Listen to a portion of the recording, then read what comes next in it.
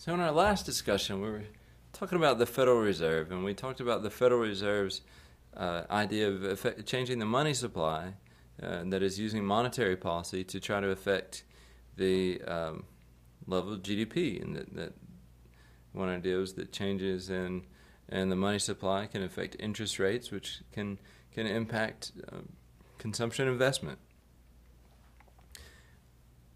We want to think a little bit more in depth about the money market, what we mean about the market for money, and about how the supply and demand for money interact, and from that emerges a price of money that we call an interest rate, and explain how that price of money reaches equilibrium, and kind of take a look at those graphs like we did before.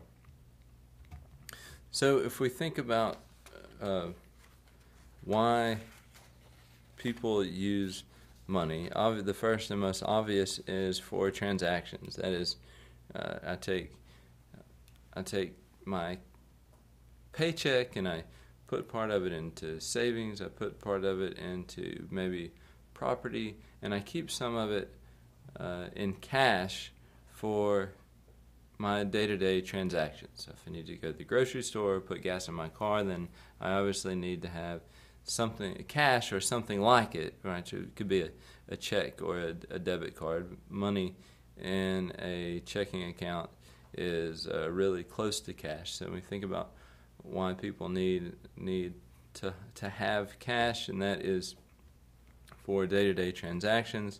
We might have some in a checking or savings account that we keep for emergencies, so just in case we need to make a larger purchase than the amount of cash we have on in our pockets for day-to-day transactions. We might have some cash on hand for that. And then if we expect there to be big changes in the value of other assets, perhaps, or changes in the value of money, then we might hold cash for that instance. The biggest one of those, I think, is the transactions demand for money. And so if we think about what the demand curve for money looks like, then we think, well, it looks like the demand curve for anything else, that the amount of cash that people demand is inversely related to the interest rate, which is the price that we pay for borrowing money. But it's also can be looked at as an opportunity cost. That is, if I hold cash, dollar bills in my pocket, that is money that I could have put in a bank or loaned out effectively. And so the interest rate is not only the price that we pay for borrowing money, but we can think of it as the opportunity cost of holding money. Either way, at lower interest rates, there are lower costs, and we expect people to hold higher quantities of money. And at higher interest rates, there is a higher opportunity cost or higher cost of borrowing those dollars, and so that we think that people will hold lower amounts of cash at higher interest rates.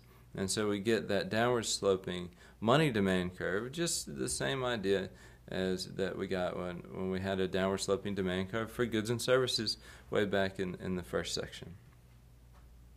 So if we have this downward sloping demand for money, what does the supply of money look like? And the supply curve of money, the supply curve is straight up and down. If you see in either one of these panels, we have a money supply curve that is vertical. That means it's perfectly inelastic.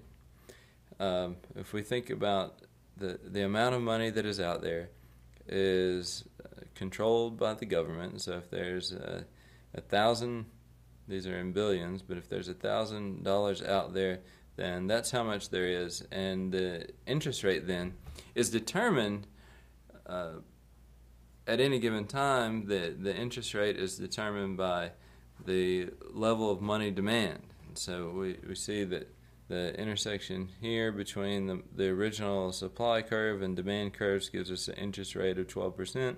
And so the mechanism through which the Fed conducts monetary policy is the idea that they can increase that money supply curve, shift it to the right by putting more dollars out there. And if they put more dollars out there, then the price that's paid for borrowing those and the opportunity cost of holding those is going to fall. The interest rate is going to fall to a new equilibrium.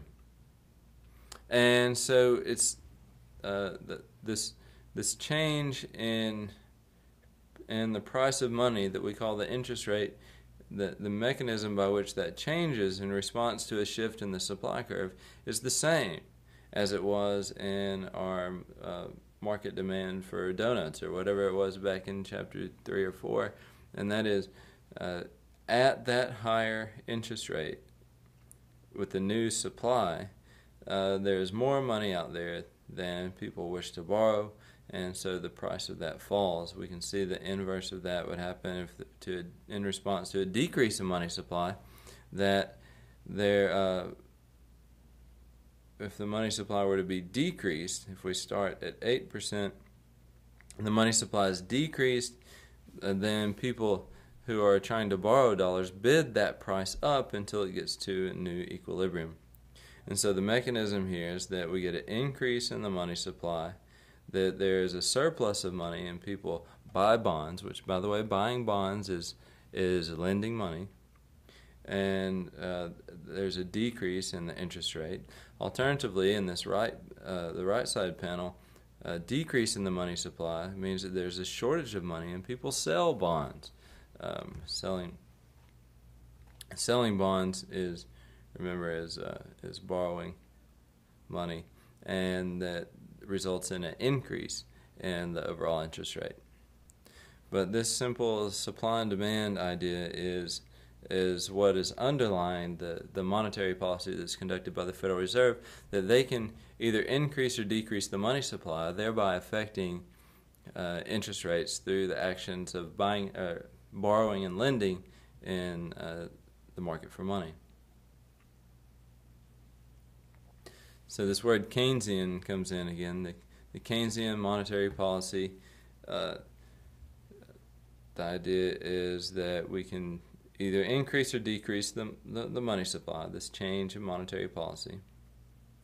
So we're changing the money supply. There will be a change in interest rates, and this will be felt largely in investment. Remember, investment is the purchases of capital goods. This is not putting money into a mutual fund kind of investment like we think of investing for retirement, but this is investment like the C plus I plus G that we use to compute GDP. This is buying a factory or building a restaurant or building a house.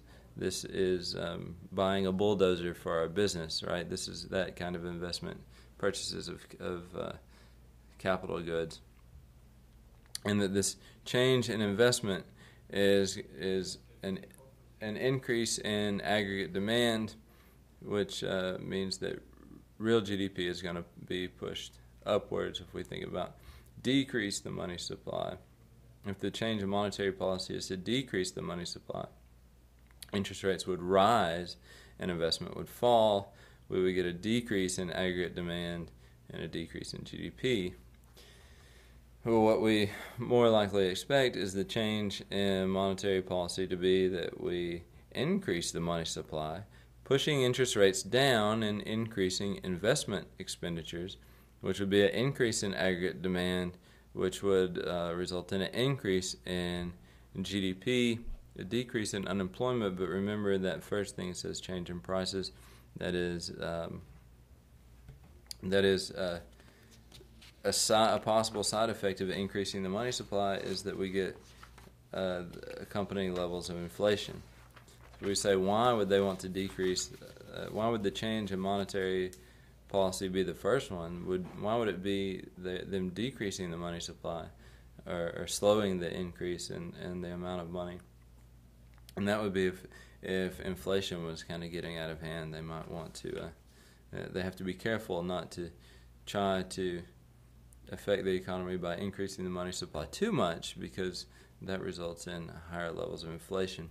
The alternative to this Keynesian monetary policy transmission mechanism is that that changes in the money supply may cause these very short-term changes, but ultimately we're only going to see the effect of inflation or increase in the price level. That increasing the level of the money supply is going to have a direct impact on not on these things that we care about, like real output, or GDP, or unemployment, but is only going to have a long-term impact of changing the price level. So the people who advocate alternatives to the Keynesian monetary policy say maybe we should just stop trying to influence the level of economic activity like GDP growth and the unemployment rate, and just worry about not causing too much inflation. That is, try to keep prices stable by increasing the money supply with as the economy grows, so that we don't have increases or decreases in the price level that are unexpected. So it's important when we read this part of the textbook that that we acknowledge the idea that this is not, like we talked about very back in chapter 1, that this is not an exact science, and this is not 100% of people agree that trying to conduct monetary policy is going to result in GDP changing significantly over long periods of time. That there are an overwhelming number of economists who disagree with the idea of trying to affect the GDP through monetary policy, and that in fact mistakes in monetary policy have been responsible for prolonging recessionary periods in the past. And so that's something that we should pay attention to. And as we kind of look back at everything that we've done in this course, we should remember the very first thing that we said in this course is that economics is a study of people. It's a social science. It's not an exact science. So while a lot of these things are true, not all of these things are exactly 100%, especially when we talk about macroeconomic policy. And when we think about things like the law of demand, and there's things in microeconomics that are fairly intuitive, a lot of you probably have gone through this course and said, well, sure, when the price of something increases, people buy less of it. That's just common sense, and it seems that a lot of it is quite logical. But it's important, I think, to be skeptical of these things when you hear politicians speaking about them, for instance, about how they're going to